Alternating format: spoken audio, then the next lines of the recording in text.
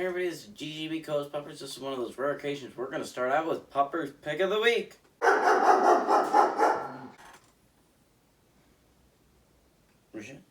Wow. That's a lot. That's good intel. But, you know who the Adelaide picked? She picked the Jets to win in the Jets at Falcons game at 8:30. 8:30 my time.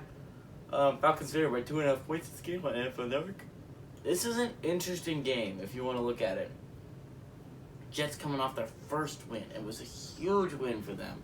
Fortunately, very bad win for me because I picked the Titans as my lock of the week last week to stay in the Yahoo Fantasy thing, and me and my mom both went out because the Jets had to go and actually start playing well. That really came out of nowhere. Falcons are one of those teams that are like, I don't know, it's hard to explain the Falcons. They're an interesting football team. Obviously, Matt Ryan's very good, and if he can put up points, he's going to keep the Falcons in the football game. I don't remember who they played week 2, but I remember they beat the Giants in week 3, and then they gave Washington a game they probably should have won if you're looking back on it. Against Washington. This could be a 2-2 Falcons team right now. And I would have been the same record as the Saints, by the way. Everyone the Falcons actually beat the Giants. The Saints lost to the Giants. So, I mean, as a Saints fan, I don't know. Falcons, I don't think they're going to be playoff contenders, obviously. But I do think they're going to be at least in every game. Because Matt Ryan can throw for so many yards that it's just going to be mathematically impossible for them not to be at least in half of the games. Jets, on the other hand, they're an interesting football team because you saw what happens if you're the Jets and you bring Jamison Crowder back. That is why Jamison Crowder is so important to your football team, guys. Jamison Crowder is the key because once Jamison Crowder's on the field, he's your number one explosive threat. All the defense doesn't have to worry about him, which lets Corey Davis slip into that little bit of a number 2 role kind of option, and that's where he thrives. And then you have I'm tired. I'm sorry. I'm recording this late at night. Then you guys you've got guys like Braxton Berrios who slip into also their own roles, and then Elijah Moore and Denzel Mims, and it's just everyone fits way better on the football field when Jamison Crowder is on it. Falcons defense, on the other hand, is really bad. So if you're Zach Wilson, this is an exciting game for you because it's one of those games where you can throw for a lot of yards. See, the thing is, I'm interested to see is the Falcons offense, which has Matt Ryan, and going against this Jets defense. So, honestly, I'm going to pick the Jets in this game. And one of the major reasons why is the injuries on offense. They lose Calvin Ridley and Russell Gage, which means really just straight up, Cordero Patterson is your only threat on offense. I understand Kyle Pitts, but he's still a rookie. I don't think Falcons' offense is going to be good enough. Plus, the Jets' defense, in my opinion, is severely underrated. Just the fact that the offense has keep turning the ball over, and the defense actually hasn't looked horrible once they got in the red zone, which, I mean, the offenses constantly were because the ball kept getting turned over. And you look at the Jets' offense, I think it took a huge step up last week against Tennessee, and the Falcons' defense is arguably the worst in the entire NFL. I'll give you the Jets to beat the Falcons and get their second straight win. 12 o'clock, we got the Eagles traveling to the Panthers. Panthers favored by 3 points on Fox. So, interesting point. So both these teams lost last week, right? The Eagles played a somewhat close game with the Chiefs, and that's what's interesting. We'll talk about the Chiefs later. They're really annoying me, but the Panthers coming off a hard loss against the Cowboys. Cowboys, by the way, look really good, but the Panthers they are now 3-1 on the year, which is the same record, by the way, as the Tampa Bay Buccaneers, tied for first place at the top of the division. Actually, I think they're tied because the Bucs have beat the Falcons and then the Panthers beat the Saints. So I don't know. I think it goes to strength of schedule next, or actually NFC wins, which the Panthers lost an NFC game. So did the Bucs. Did the Panthers Panthers play out of the NFC? I'm thinking too hard about this. The Panthers are legitimately tied with the Bucs at the top of the NFC South, and the Panthers have looked really good to start the year. Sam Darnold being very good. Christian McCaffrey, I think, is listed as questionable for this week. I might be wrong about that. Maybe he's doubtful. But if they don't have him back, I think you saw last week what happens when you don't have Christian McCaffrey on the football field. Because Christian McCaffrey is automatically the focus of all the defensive players. And when that happens, what that opens up, it lets DJ Moore get open. It lets Robbie Anderson get open. It lets Terrace Marshall Jr. get open. Lets these people get open. No CMC really hinders that. On the other hand, the Eagles' defense has been notoriously bad this year. It has not been a good defense at all. The Eagles just suffered their third straight loss last week against the Kansas City Chiefs. Jalen Hurts hasn't looked bad. Honestly, I might take it back a little bit of what I said about him. I still don't believe he's an NFL starting quarterback. But, he's not running that offense horribly. I said it, I remember I'm saying it in a video, and I actually take it all back. If you're going to set up the Ravens offense, honestly, they haven't done a horrible job. You have Zach Ertz and Dallas Goedert. You have a good 1-2 punch in Miles Sanders and Kenneth Gainwell. And you have some good receiving options in Devonta Smith and Jalen Reagor. But, on the other hand, I just don't think the quarterback is there. Plus, the offensive line is really, really atrocious this year for the Eagles. I think good teams bounce back after losses. And the Panthers are a good football team, in my opinion. They normally don't compound mistakes. And another loss here would be a mistake. Give me the Panthers to win and cover the spread. 12 o'clock, we got Packers traveling to Cincinnati to play the Bengals. Packers favorite 3 points on Fox. Bengals have been one of those surprise teams, in my opinion. Now, I was legitimately considering picking the Bengals this year for the playoffs. But I felt like I had to find a spot for the Tennessee Titans and the Colts. Colts have not looked like a playoff team, right? You know who has looked like a playoff team? The Cincinnati Bengals. Their offensive line is not great, but it's not horrible. They've been able to protect Joe Burrow decently well. He has insane weapons. He's getting T. Higgins back this week. You have Tyler Boyd, and you have Jamar Chase. You have an insane running back in Joe Mixon, which I don't remember. I didn't check. I don't know if he's going to be able to play this week, but if he is, he's an amazing, elusive back. And the defense has been solid, quietly extremely good this year. The Packers, on the other hand, the Pack are a very good football team. I feel like everyone admits that. Now, I don't know how much you can really put on some of these wins. Like, they beat the Lions, the Niners, and the Steelers, which the Niners are they're 1-2. Maybe 2-2.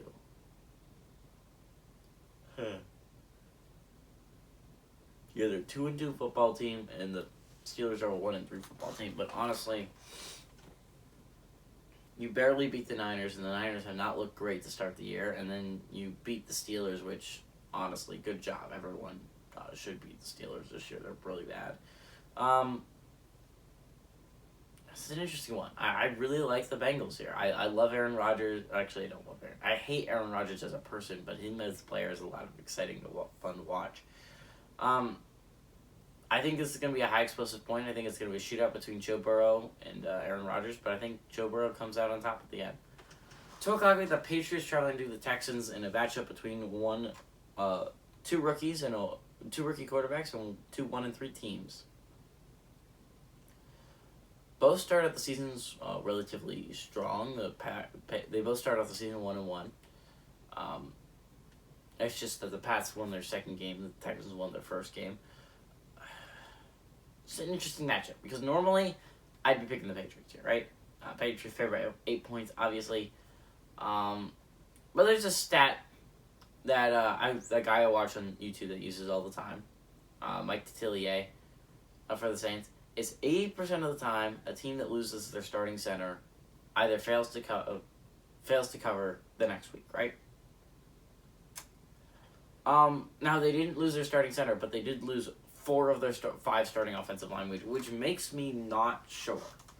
The Texans' defense is good. Like, honestly, if you want to have a positive takeaway this year if you're a Texans fan, which I am, Lovie Smith has done a phenomenal job of turning this defense into a formidable force. With honestly not that much high tier talent that everyone was looking for. Everyone knew that Justin Reed was probably going to be really good. Everyone, including myself, underrates him a little bit as a safety, but we all kind of knew that Justin Reed was going to be one of their most explosive players. But Vernon Hargreaves has been phenomenal here early. You have some really good defensive pressure coming up the middle and from the outside. Blacklock, the rookie from last year, second-year player, I guess. He's creating immense pressure through the middle, and then you have Amena, who is more of a pass rusher, and he's done a phenomenal job in that role. And you have Merciless, who's done a great job of getting after the QB. I like the Texans here. Honestly, this is going to be my upset of the week. If Davis Mills can take care of the football, the defense single-handedly can probably win them this football game. They're going to be all over Mac Jones the entire game, and I feel like the New England receiving corps isn't exactly built to get separation. I like the Texans here. I think the Texans get their second win. 12 o'clock, we got the Titans traveling to Jacksonville to play the Jaguars. Titans only favored by 4.5 points in the game on CBS. Titans coming off a heartbreaker for last week, right? You have sure you lose A.J. Brown and Julio Jones, but still not a game you should lose against the New York Jets. Honestly, come on, guys. I'm so sorry, guys. I'm exhausted.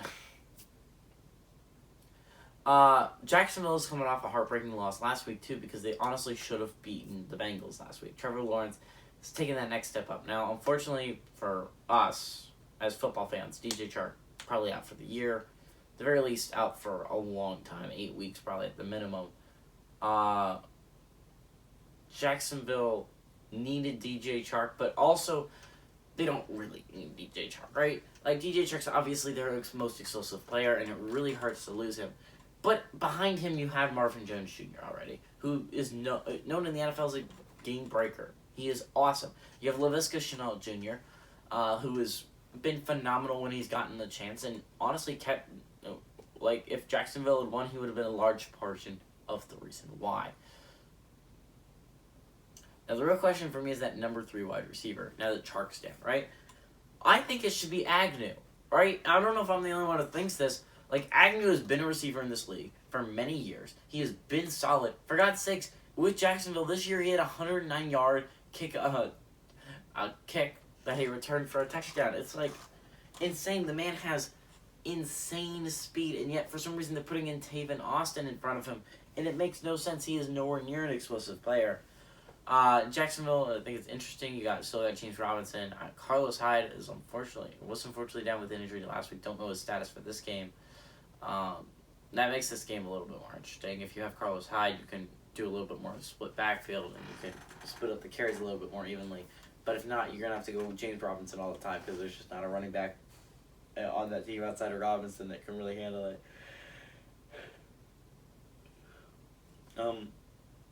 Tight ends, obviously a concern. Dan Arnold's not bad. Wait, actually, Dan Arnold's a different team, I think. Wait, is it? No. Yes, I think Dan Arnold... Wait, Dan Arnold is a Jacksonville Jaguar, I'm pretty sure. But he's 100% a talented player. He's definitely gotten more used to this offense, which makes me think that they have a better chance of using him more this week. I think this is Jacksonville's game to win. I think Jacksonville gets it at home. Their defense is starting to play better, although they're still not great. Andrew Wingard is one of my favorite players to watch in the NFL right now. Honestly, I think he's one of the underrated safeties in the league.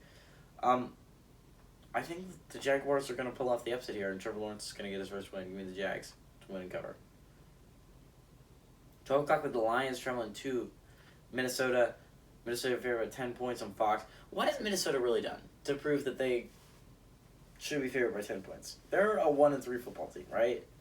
I'm not in some alternate universe where the Vikes are 4-0, because I'm sure there is an alternate universe where the Vikes are 4-0, because if you look back on it, they lose on a field goal, last-second field goal to Cincinnati in a game they probably should have had in overtime because they have the ball at the Cincinnati 40. Dalvin Cook fumbles it and gives Cincy the opportunity to win the game, and they take advantage of it. The Cards, they have the win against the Cards locked up, and then they miss the field goal. And then last week, if you don't call PI on something I don't think is called PI, really PI, then the Browns likely kick a field goal, and then they have many opportunities to tie it instead of keep going for it if you're the Vikes. So, I mean, I don't know. I think it's interesting. I think this is an interesting football game because I also don't think the Lions should be underdogs by 10 points. Now, I'm sure the Bears handed it to them last week, but realistically, they normally do have trouble with the Bears. Like, the Bears are a football team that really owns them normally. Outside of the Mitchell Trubisky era, the Bears have kind of owned Detroit. I can't say that about the Vikes. The Vikes have not owned anyone, really, at all. The Vikes don't typically own football teams. Like, outside of the Saints, and that's only recently, and it's only like 2 games, the Vikes don't really own anyone. That's why I don't think the 10-point spread is good. I think Quintez Cephas is a good wide receiver in the NFL. I think eventually that run game is going to get going. I feel like it's just a matter of time before Jamal Williams and DeAndre Swift take the league by storm with that run game. And Jared Goff's a good quarterback, and Amon-Ra St. Brown has been emerging. Khalif Raymond has proven to be a very good slot receiver for them. I like the Lions. Probably not to win. Honestly, I don't think I have faith in the Lions. Actually, you know what? If the Lions are ever going to win, it's going to be now. I changed my mind. Give me the Lions to win. I've been saying that for a couple weeks, but I think I'm going to stick with it. Lions win this football game in Minnesota. Give it to me. 2 o'clock, we got Broncos traveling to Pittsburgh to take on the Steelers. Steelers favored by 1. Broncos favored by 1.5 points in this game on Fox. So, it's an interesting football game. Broncos coming off a loss. They're likely going to be without Teddy Bridgewater for this one, which would normally make me pick the other football team. Because let's be honest, their quarterback play wasn't phenomenal to begin with. A downgrade from Teddy Bridgewater is a serious downgrade. Drew Lock is not a good NFL QB. On the other hand, the Steelers are a football team that has proven they cannot move the ball at all against any defense, no matter what. It does not matter. It does not matter. Big Ben Roethlisberger does not have the arm anymore, and it's not like the offense is set up like Drew Brees' offense last year with the Saints. Like, even though he couldn't throw past 15 yards, it was still set up so well that Drew Brees could throw slants almost every play, and it still would work, and they would still win football games, and they would still put up 20, 30 points. The Steelers would be lucky if they put up 10 points in a game. Honestly, it is that bad. And it's just a mess in Pittsburgh right now. I can see them getting a top 5 pick. They are not a good football team right now. The Broncos, probably not a great football team with Drew Lock leading the helm. But at the very least, they should win this football game. Like, the Broncos have enough talent on offense and on defense. Obviously, their defense is dominant, but on offense, you still got KJ Hamler, you still got Tim Patrick. You still got Noah Fant. You still got Albert O. You still got Melvin Gordon. You still got Javonte Williams. Like, there's so much talent on this Broncos offense that it should make up for the fact that Drew Lock is not a phenomenal quarterback. As long as he just a game manager, the Broncos should win this one rather easily. Give me the Broncos to win and cover against the Steelers. 12 o'clock, we get the Dolphins traveling to the Bucs, and I think we've learned through a few weeks how important Tua Tagovailoa is to this Dolphins offense. Like, honestly, Jacoby Brissett's a fine backup quarterback in the NFL. He has not looked fine in Miami. He just straight up hasn't. He has not looked good at all. It is true. I'm sorry, guys. Sorry, Miami fans. It is a factual statement. In Miami, this is not being a good football team. Now, honestly, Jacoby Brissett's obviously better suited to become a backup quarterback and for a team that runs the ball a lot. So, like, in Tennessee, he would work probably perfectly fine and in a lot of teams. But the fact is, Miami is just one of those teams that the run game complements the passing game. I like Myles Gaskin, but the fact is, if you hand it to Myles Gaskin and they know it's going to Myles Gaskin will be stopped. It's not like Derrick Henry where I don't care how many, everyone in the stadium knows it's going to Derrick Henry, he's still going to pick up 5 yards. Everyone in the stadium knows it's going to Dalvin Cook. Everyone in the stadium knows it's going to Christian McCaffrey or Alvin Kamara or Nick Chubb. And they still get the first down. Those are the running backs that Jacoby Brissett would work phenomenal with. And there's a lot of other ones. Clyde Edwards-Helaire, Jonathan Taylor. Myles Gaskin is not one of them. He is a scat back. And the fact is, if they know he's going to get the ball, they're going to stop him. Malcolm Brown's a pound back, but he's better for 1 or 2 yards short of situations. He's not a burner. And then you got Salvin Ahmed, who's kind of a mix between the two. Regardless, Miami's run game is not strong, which means you have to pass the ball a lot, which is not ideal unless you have Tua Tagovailoa out on the field. It's not a workable offense. And Tampa Bay honestly looked really bad on Sunday night. Honestly, Tom Brady looked bad. He looked like a not good QB. Not your best showing, Tom. But they did end up winning the game, likely in large part because Nick Folk just decided to take the day off, being accurate. But I don't know. I think this is going to be a dominant win by the Bucs. I'm sorry. My brother Derek is a Dolphins fan, but just they don't have a shot until they get Tua Tagovailoa back, and they definitely don't have a shot against the Bucs. Give me the Dolphins to lose badly to the Tampa Bay Buccaneers. 12 o'clock, we got the Saints traveling to Washington to take on the Redskins, and the Saints are coming off a heartbreaking loss last week against the Giants, a game that we likely should have had, and it's just heartbreaking because there's so many different opportunities for us to put that ball game away. But on the bright side, I actually really loved what I saw out of my Saints offense. Now, we likely lose Tony Jones Jr. for a lot of weeks, and it makes a huge gap open in the number 2 running back spot. I think it's likely going to be Dwayne Washington, and then we signed a guy named Mosaic Bow to be the number 3, which I didn't love. I would have much rather Ty Montgomery transfer back to the running back position, and maybe get Lil Jordan Humphrey back up off the practice squad. But, they make choices. Saints have a whole bunch of players that are eligible to return this week. Eric McCoy and Teron Armstead both didn't practice this week, which likely means they're both not going to play this week. But Traquan Smith has a shot to return, as well as Nick Vannett, Marcus Davenport, Quan Alexander. All have shots at returning this week if they decide to, as well if they decide they're healthy enough, as well as Ken Crawley can return. But if you look at the offense, it was actually a very good offensive day, a lot of offensive production. You look at it, we finally started to see what we wanted to see out of all these players. Marquez Callaway proving he can be the deep threat everyone thought he is. Deontay Harris, again, stepping up and being that number 1 receiver. Kenny Stills proving he can still has those burning. Juwan Johnson doing his thing. Ty Montgomery and Chris Hogan both proving to be very solid, reliable veteran options. This is what we wanted to see out of the offense. Jameis Winston slinging it around. Alvin Kamara also being a huge part. This was, in my opinion, that was the best offensive production. I understand that the Packers game was huge, but a lot of that was turnovers by the defense, and they were just set up great field position, so Jameis would throw touchdowns. This was the best game, in my opinion, I've seen out of Jameis. He was driving the ball consistently until the end of the game where I guess Sean Payton decided to put out handcuffs. I think the large reason why was, number 1, for some reason we let Taysom throw a deep ball, which should never ever happen again. And for some reason, Dennis Allen decided to become a horrible defensive coordinator despite being one of the best defensive coordinators in the league. Honestly, you had a rookie corner matched up against Kadarius Toney, who is very, very fast, very elusive, and he was killing you all game long. And for some reason, you decide to not give him any help. You don't decide to let Chauncey or Malcolm Jenkins or Marcus Williams help out on that guy.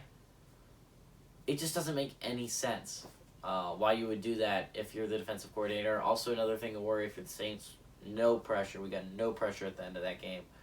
But you look at Washington. Washington's kind of one of those defensive teams right now that honestly has the ability to be very good. You look at that offense. Offensively, everyone knows the defensive line's good. Everyone knows the linebacker core has the possibility of being solid with Cole Holcomb and Jamin Davis. And everyone knows the secondary has the possibility of being very, very good. But the fact is, it has not meshed. And right now they're a very bad defense,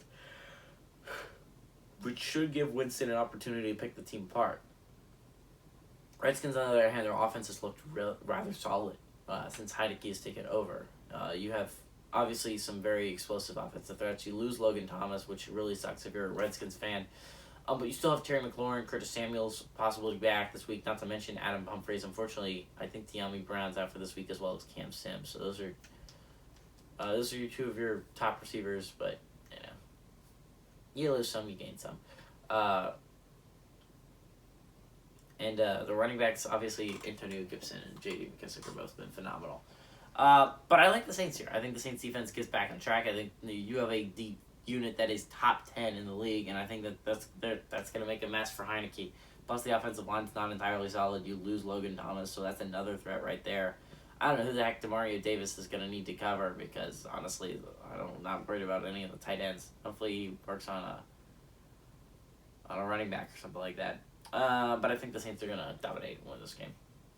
3:05, we got the Bears traveling to Las Vegas to play the Raiders. Raiders are coming off a heartbreaking loss against the Chargers last week on Monday Night Football where they just could not get the ball moving offensively until the second half, and by that time it was a little bit too little too late kind of thing.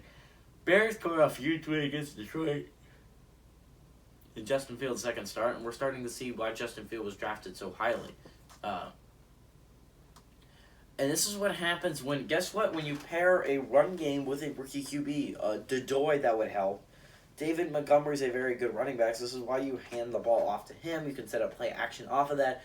And honestly, the connection with Darnell Mooney and obviously Allen Robinson is working out phenomenal for Justin Fields. Now, I was a little bit worried ending the year because they didn't have a valid, really good number 3 option on this team to pass the ball to on the receiver end, but honestly, I don't know if you need to. No one has really emerged, but I don't know if you really need another option because of how well they've been playing.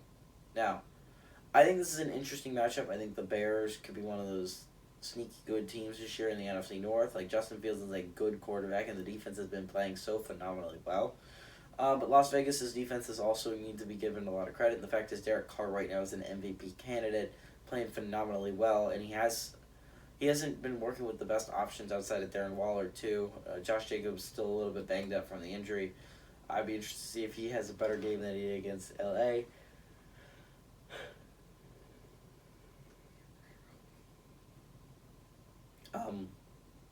Henry Ruggs has been a burner, but also not a reliable option. Hunter Renfrow, obviously one of the better route runners, but again, not elite speed.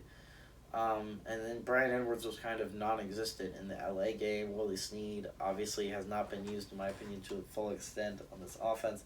I think the Bears in this one. I'm going to take a little bit of a flyer on a team I don't know that much about. I think Chicago has a shot here. I think their defense is very good. I think it's going to cause Derek Carr some problems, and I think Chicago's going to pull this one out. 3:05, we got the Bears traveling to Los Angeles to play the Chargers. Two of these teams, we got 2 3-1 football teams coming in. Browns are a team that has lost to the Chiefs, and Chargers a team that has beaten the Chiefs. I think this is an interesting football game. You have Baker Mayfield versus Justin Herbert. Very interesting.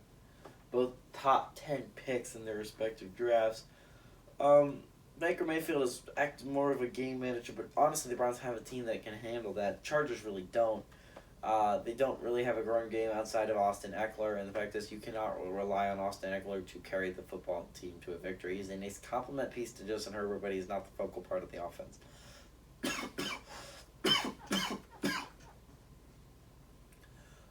Justin Herbert is a phenomenal QB, and he really has the receivers to work with Keenan Allen and Mike Williams, and honestly, Jalen Guyton is not a horrible number 3 option.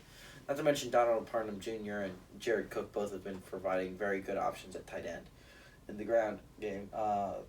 Browns have obviously been dominant with Kareem Hunt and Nick Chubb.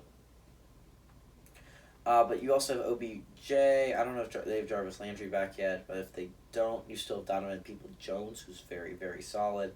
You have Anthony Schwartz has proven to be a burner over the top. They have some interesting weapons, honestly, and I think this could be one of those games that gets into a shootout.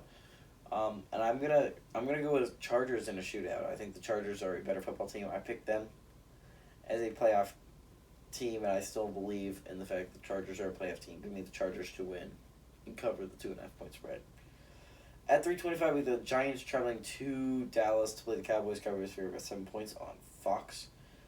And I've just been hoping and praying, guys, come on, please, Giants, get a victory. I picked the Giants to make the playoffs. My playoff prediction videos. If you have not seen that, go watch it. It is good. It's good for a good laugh. Giants have not proven me right so far. Got their first win this weekend against the Saints, which was kind of mixed feelings for me. Obviously, I wanted the Giants to win a football game, but then also I didn't want them to win against my Saints. But I think the Giants are still a playoff caliber football team. Everyone in the Saints, I was watching a lot of Saints videos. A lot of them were like, "Oh, we don't have to worry about the receivers." No, you always have to worry about New York Giants receivers, because I don't care if they didn't have Sterling Shepard and Darius Slayton. They still had Kenny Galladay, a first-round draft pick in Kadarius Toney, a burner in John Ross, and Colin Johnson, who's legitimately underrated in this league. Man is almost 7 foot, guys. Give him some jump balls. It's ridiculous at this point. The Cowboys, on the other hand, have been way better than I expected them to be. Still missing Michael Gallup, and that's really, really a worry for me, because I don't know. I can't name a guy. Cedric Wilson has been a good option, but obviously you would like Michael Gallup back. I think this offense is really good. I don't think the Giants' defense is that phenomenal, but I do think this is going to make for a shootout, and Daniel Jones, in my opinion, is a really solid NFL QB, and I think that's why the Giants are going to pull off the upset. I love Daniel Jones. I'm sorry to say it. I'm going to be on Daniel Jones and Mitchell Trubisky's hype wagon until I die, really. I believe in both of them as NFL caliber quarterbacks, and if they can get help, then I think they'll finally start winning football teams, and we can finally see what they can do, like Sam Darnold in Carolina. 7:20, we got the Sunday Night Football game. We got Buffalo traveling to Kansas City to play the Chiefs. Buffalo right now is looking like the best team in the AFC. I'm sorry, Kansas City Chiefs. It is definitely not you. You have Josh Allen. Josh Allen hasn't even had to play phenomenally well for them to just dominate football games. Now, to be fair, they have been playing like the Redskins and the Texans, so not exactly cream of the crop level competition. This will prove whether they are for real or not. Josh Allen is a very, very good quarterback, right? I legitimately do believe in him. Not to mention his pieces around him in Stephon Diggs and Cole Beasley and Emmanuel Sanders and Gabriel Davis. And at running back, you got Devin Singletary and Zach Moss. And at tight end, you got Dawson Knox. There's just so much there offensively. And the defense has really stepped it up. I love Gregory Rousseau and A.J. Epinesa. Not to mention that secondary with Tre'Davious White, Jordan Poyer, and then not to mention the linebacker core, which in my opinion one of the best linebacker cores in the entire NFL with Matt Milano, Tremaine Edmonds, and A.J. Klein. I love a lot of what Buffalo does. And then obviously Kansas City, you got to respect Patrick Mahomes, Clyde Edwards-Helaire through the ground, and then you got Tyreek Hill and Travis Kelce. Everyone knows about them. Mecole Hardman is obviously an explosive threat as well. And then on defense has been bad, so which makes me think this is going to be a shootout. Patrick Mahomes versus Josh Allen. I think right now the Bills are a better football team. Give me the Bills to win this one.